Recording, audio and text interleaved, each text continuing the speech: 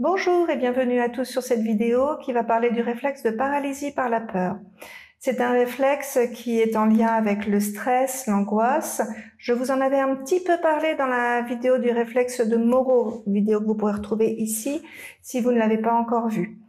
Donc, comme je vous le disais, le réflexe de paralysie par la peur est en lien avec le stress, l'angoisse. Il va avoir tendance à perturber le sommeil, provoquant tout ce qui va être cauchemar, insomnie, difficulté d'endormissement. Il peut également vraiment beaucoup perturber la concentration, vu que les sens vont être continuellement en alerte. La personne va avoir beaucoup de mal à se concentrer dès qu'il va y avoir un bruit, dès qu'il va y avoir du mouvement autour d'elle. Ça va être très très pénible de se concentrer. On pourrait également avoir des difficultés en lien avec l'alimentation, avec notamment une hypersensibilité péribuccale, notamment qu'on pourra retrouver chez les tout petits avec des troubles de l'oralité. Et un peu plus grand, on aura encore des adultes qui pourront avoir du mal avec les textures, avec certains aliments, avec des textures un peu particulières. Pour tester ce réflexe, on va faire 3 tests différents en fonction du récepteur sensoriel. Donc par rapport à l'audition, on va simplement se placer à côté de la personne, la prévenir qu'on va frapper dans nos mains et on va regarder le comportement de l'œil. On va frapper plusieurs fois d'affilée et normalement, au bout de 2-3 fois, la personne devrait arrêter de cligner des yeux.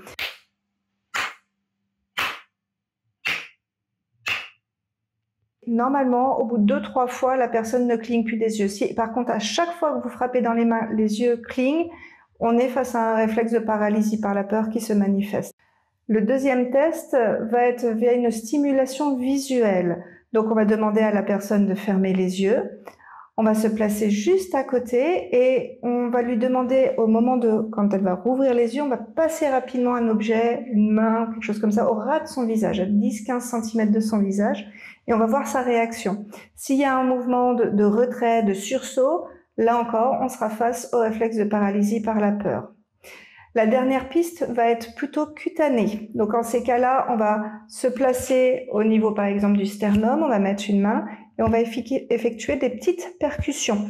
Là encore, si la personne surréagit à ces toutes petites percussions, alors même qu'on lui dit que ça ne va pas faire mal, là, vous serez encore face au réflexe de paralysie par la peur.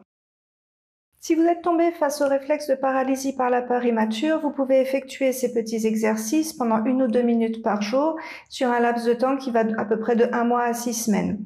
Évidemment, si le réflexe est très très présent, il vaudra peut-être potentiellement mieux se rapprocher d'un praticien en réflexe archaïque. Alors, premier exercice, vous allez simplement effectuer des petites percussions. Donc, vous allez mettre une main à plat sur le sternum et vous allez simplement effectuer des tapotements comme ça.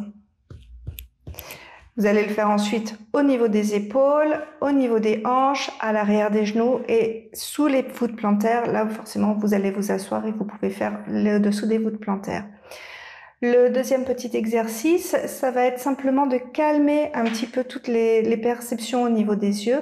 Donc, simplement, vous allez vous mettre les mains sur les yeux et vous allez simplement respirer tranquillement comme ça. Et on va faire la même chose avec les mains sur les oreilles. Voilà pour ce qu'il en est du réflexe de paralysie par la peur. Si vous avez des questions, surtout n'hésitez pas, vous pouvez me les laisser en commentaire.